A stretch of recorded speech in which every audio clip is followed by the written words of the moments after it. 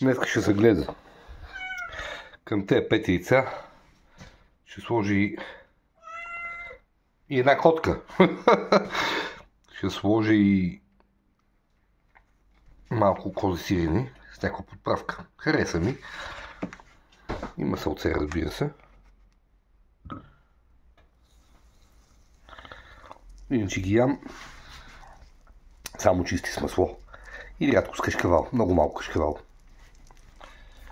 Но днес козито сирене ще ми дойде хак. Ето го.